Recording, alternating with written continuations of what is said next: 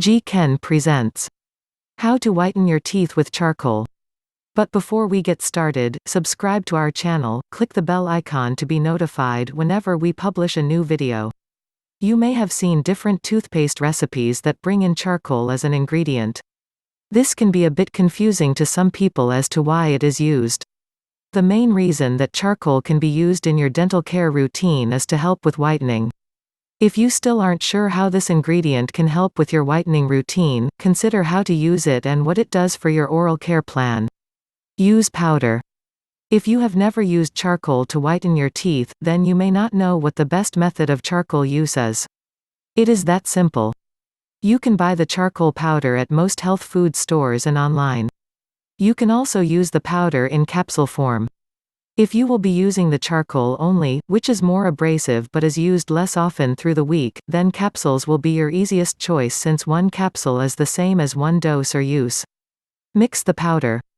Once you have the charcoal powder and are ready to start your teeth whitening routine, you will need to mix the powder in some way. If you want to use the charcoal in the purest form, then you will only be mixing the powder with a small bit of water on your toothbrush. If you use this method, you will want to only do it once or twice a week as a deep whitening method.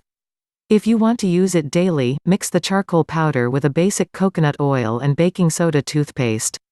You will only want to use 4 capsules with the mixture to cut down on any massive abrasiveness that could be caused. Rinse completely.